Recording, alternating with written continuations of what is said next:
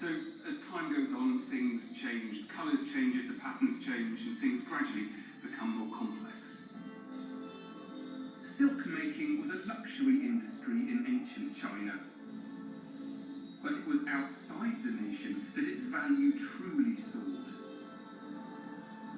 exchanging hands numerous times to be carried by traders westwards, where it commanded prices as high as gold. Silk was China's first great export, which helped to create the overland trade routes linking east and west, commonly known as the Silk Road. But it carried much more than silk.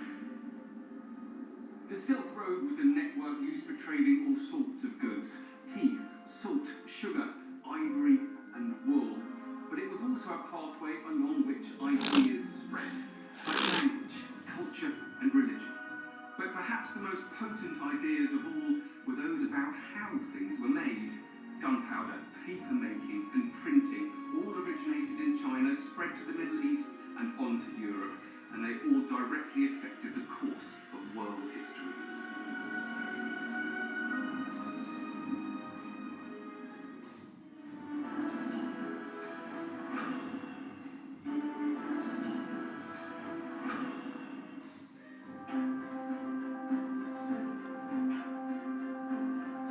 China once held the world monopoly in silk making, at a time when people in Europe thought silk came from a plant, a misconception which lasted into the 3rd century. But to see how it still makes up a part of Chinese identity, I come to Shanghai.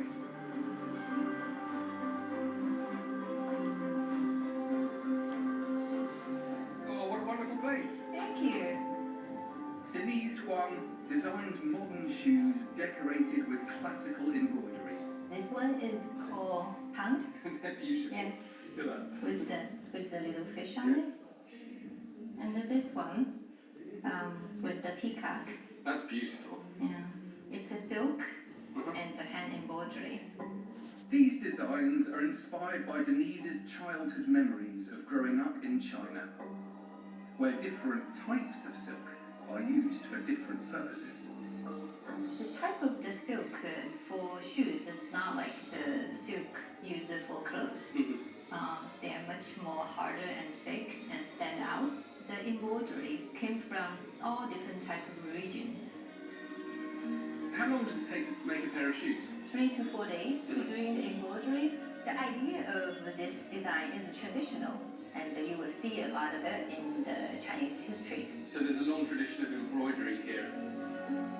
One of the things they used to do was to take a single spun thread of silk and then to take it apart into its smaller components and use one of those to embroider. So it was incredibly detailed. But the designs aren't just traditional, they're also fun. You see this one, it's more colorful, and also when you walk around, full of movement. They do? Yeah. Brilliant. Why do you think the mixture of old and new is important? In China, we're really, really proud.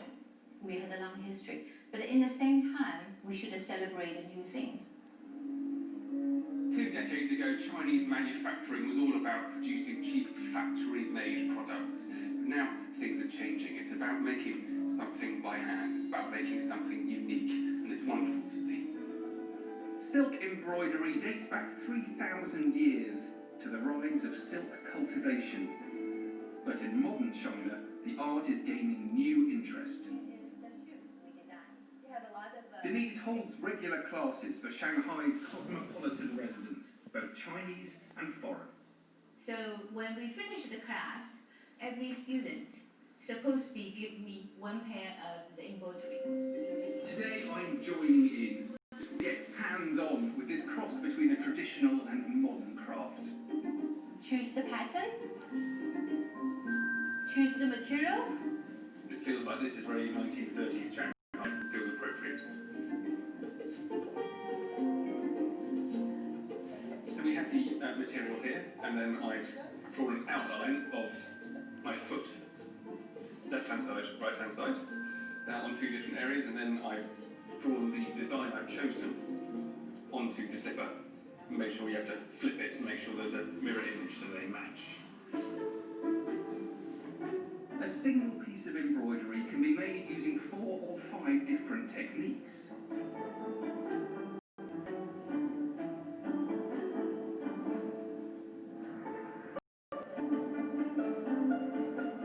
After an hour of hard concentration, I finally have my main motif.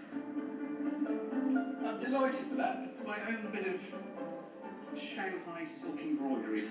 It's going to make a great pair of slippers.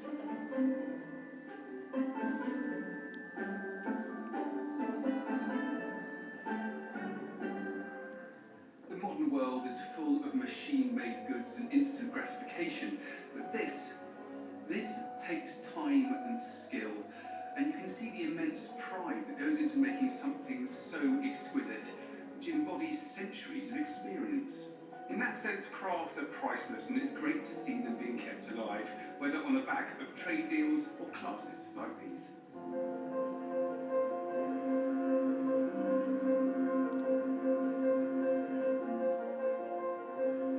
The story of craft in China is the story of China itself. If you think about it, craft cuts to the heart of so many different aspects of a society. Its culture, aesthetics, ingenuity, technological ability, and of course the connections and exchanges that they form with the outside world.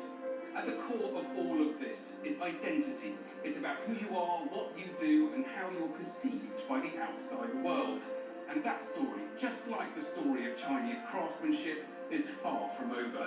In fact, it's very much alive in the world today. From its earliest days, Chinese civilization has been advanced by its skills in craftsmanship.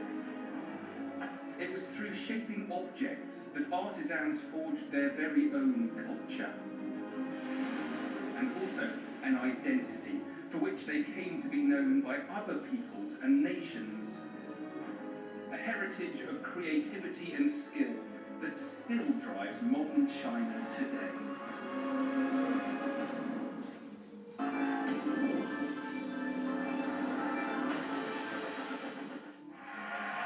এর আগে আমরা আপনাদের দেখিয়েছি কিভাবে আমাদের ব্রেনকে বোকা বানিয়ে মিথ্যে কথায় বিশ্বাস করানো যায়, আর মিথ্যে কথা ধরে পাওয়ার কয়েকটা উপায়ও আপনাদেরকে দেখিয়েছি। কেউ কেউ অন্যদের থেকে ভালো মিথ্যে কথা ধরতে পারেন, আর সেটা প্রমাণ করার জন্য আমাদের সামনে উপস্থিত হতে চলেছেন human lie detector master mentalist লিওর সুশান্ত। হ্যালো হ্যালো হ্যালো, কেমন আছেন সবাই? সবাই ভালো? দারুণ আছি সবাই। তো আগেই বলি, ওই পয়সা নিয়ে ব্যাপারটা কিন্তু দারুণ করেছিলেন, সত্যি ফাটাফাটি। আচ্ছা, তো লিওর আমাদেরকে আজকে মজাদার কিছু একটা করে দেখাবেন, আর ওনার কাজ শেষ হওয়ার পরে দর্শকদের মধ্যে থেকে কেউ হয়তো আমার এই ঘড়িটা পেয়ে যাবেন। মানে হোয়াট, এক মিনিট, কি আপনার ঘড়ি? আমার ঘড়ি নিয়ে? হ্যাঁ। এক মিনিট, ব্যাপারটা কি হলো আমার ঘড়ি নিয়ে? কেন? ঠিক আছে, মানে কেন? ঠিক আছে, আপনি আমাকে বিশ্বাস করেন তো? না মানে হ্যাঁ, আচ্ছা, কিন্তু এদিকে দেখেন, এদিকে দেখেন। আপনি কি আমায় বিশ্বাস করেন? হ্যাঁ, বিশ্বাস করি। তাহলে ঘড়িটা শেষ করুন। দিন দিন। কিন্তু লিওর, আপনি যে করছেন এই ঘড়িটা সত্যি মানে ব্র্যান্ডেড স্পেশাল। এটা আমার স্ত্রী আমাদের বিবাহ বার্ষিকীতে দিয়েছিল। এটা আমার খুব পছন্দের। এটা তো সোনার। হ্যাঁ, সোনা আছে। হ্যাঁ, এক্সপেন্সিভ। হ্যাঁ হ্যাঁ। আচ্ছা, মানে কি হচ্ছে? কই বলছেন আপনি? এবার খেলার ব্যাপারটা। আচ্ছা, আমাদের দুজনের চোখ বাঁধার ব্যবস্থা করতে হবে। কি বুঝতে পারছেন? ব্যাপারটা তো আরো কঠিন হবে মনে হচ্ছে। আমাদের সঙ্গে প্রায় 100 জন মানুষ আছেন, এদিকে আর এদিকে। আমরা এখানে চোখ বেঁধে দাঁড়িয়ে থাকবো, আর আপনি ঘড়িটা দর্শকদের মধ্যে যে কোনো কাউকে দিয়ে দেবেন, ঠিক আছে? আপনি এটা করার পর আমি এটা খোঁজার চেষ্টা করব। আপনি শুধু খোঁজার চেষ্টা করবেন, আর যদি আমি খুঁজে না পাই, তাহলে সেই দর্শক কিগনের ঘড়িটা সঙ্গে নিয়ে যাবে। মানে না, এক মিনিট, একদমই না, এটা হচ্ছে না। এটা কিন্তু খুব সুন্দর একটা করে। নিন, আপনাকে দিয়ে দিলাম। আচ্ছা, এবার কি আমাকে একজনকে দিয়ে, তাহলে এবার চোখটা বাঁধবো। ইচ্ছে করছে না তো আমরা কি হতেই হবে, সায়েন্সের জন্য এটা করতেই হবে। কিছু দেখতে পাবো না। ওরে বাপ রে, ঘড়িটা নিয়ে বাড়ি না ফিরলে বউয়ের হাতে মার খেয়ে মরবো। আচ্ছা টেড, আপনি দেখুন যাতে আমরা কিছু দেখতে না পাই।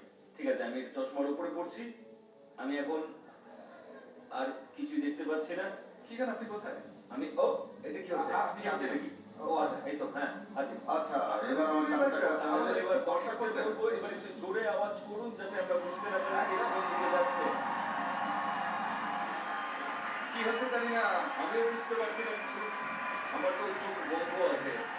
হ্যাঁ আমি কিছু বুঝতে পারছি না কারণ আমার চোখ বন্ধ, আমি কিছু দেখতে পাচ্ছি না। আর এদিক থেকে দর্শকরা আওয়াজ করছেন আর ওই দিক থেকেও আওয়াজ হচ্ছে।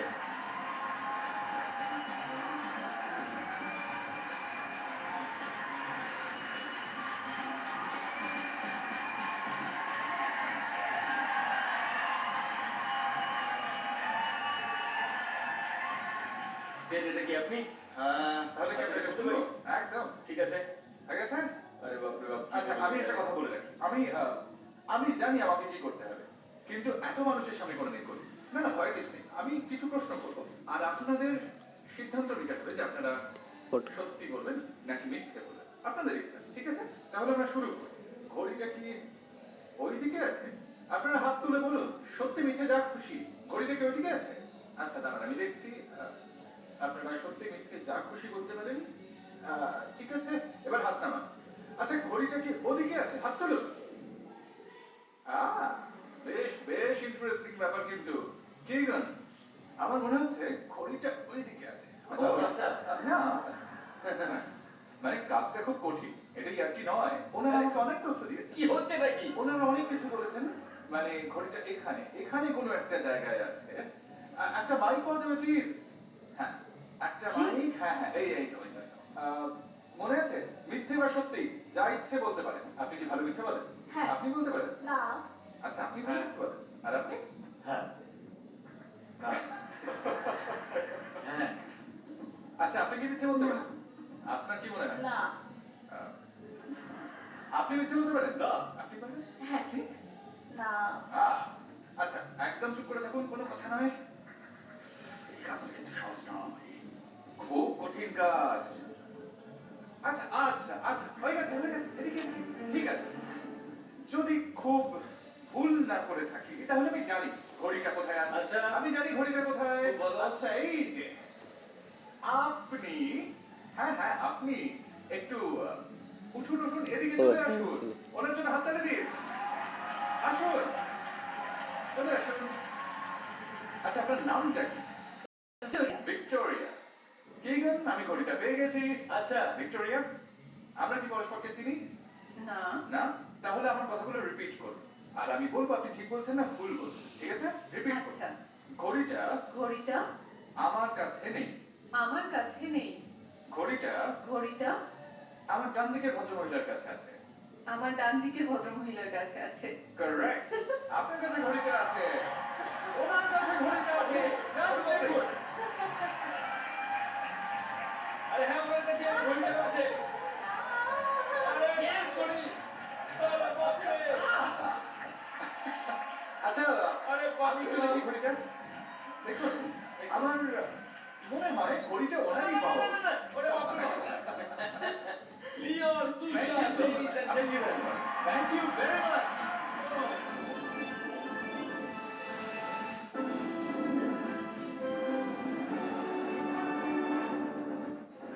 ও তোমরা জেরেলিয়ানটা পেয়ে গেছো? ভালো লাগলো? এটা অনেকটা লম্বা, যতটা লম্বা ঠিক ততটাই গভীর। হ্যাঁ এখানে একটা ঝুঁকি তো অবশ্যই থাকে যেহেতু আমরা জঙ্গলের মাটি থেকে প্রায় 200 ফুট উপরে রয়েছি। ওকে,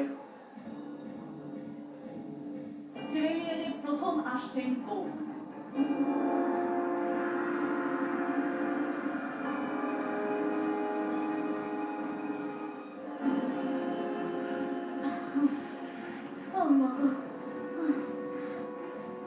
আমি আর পারছি না।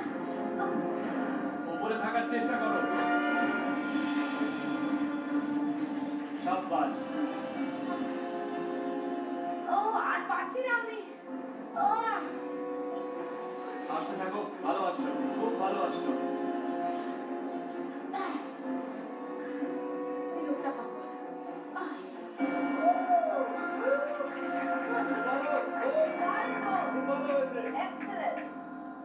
আমার আরো কেঁচো পেলে ভালো হতো, খুব খিদে পেয়েছে।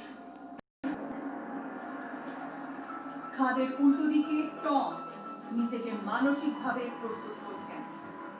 হ্যাঁ আসুন, ওপরে পা দিয়ে বলুন। হ্যাঁ সাবধানে। হ্যাঁ হ্যাঁ ঠিক আছে। এই হাঁটুটা ভাঁজ করুন। আচ্ছা না না ভাঁজ করুন। হ্যাঁ ঠিক আছে। আগে মাপাটাকে গাছের গায়ে রাখুন, তারপর আস্তে আস্তে নামান। দেখুন একটা ঝাঁকুনি লাগবে, মাপাটা যত শান্ত থাকবে জিনিসটা তত কম নেবে, ঠিক আছে? এবারে টম আসছে। টম, এবার আপনাকে দড়ি ধরে নিজেকে টানতে হবে। আজকে আমি গেলাম মনে হচ্ছে। দারুণ টম, দারুণ হচ্ছে। ওর নিঃশ্বাসের আওয়াজ শুনতে পাচ্ছেন? হবে হবে, দারুণ। বড় হচ্ছে টম। এগিয়ে যাও। দড়িতে গাছ ছিঁড়ে যাচ্ছে।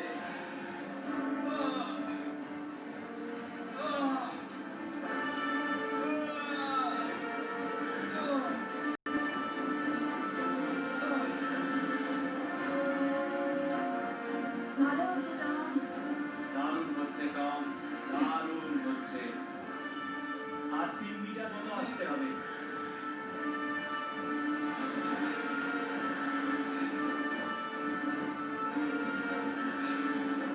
সাব্বাস। দারুণ করেছো টম।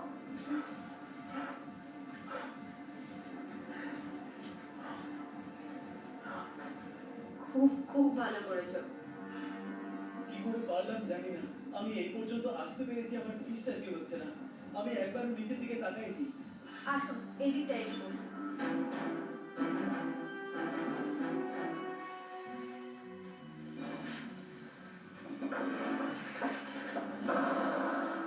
আওয়াজটা ভয়ঙ্কর ছিল, আমার মাথাটা কি মাটিতে লাগলো? ওই বাবা। দড়িটার অবস্থা খুব খারাপ। দড়িটার অবস্থা খারাপ বললেন? বাবা, ভাবে।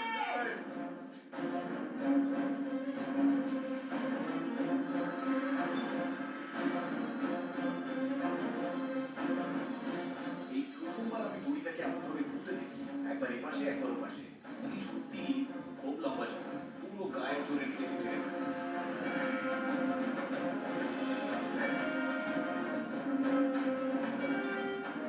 দারুণ ভাই, এসে গেছো প্রায়, দারুণ।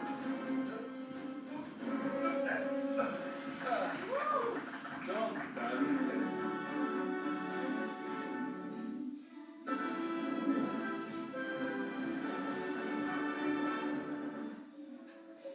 মর্নিং, কেমন আছেন? Good morning Gordon.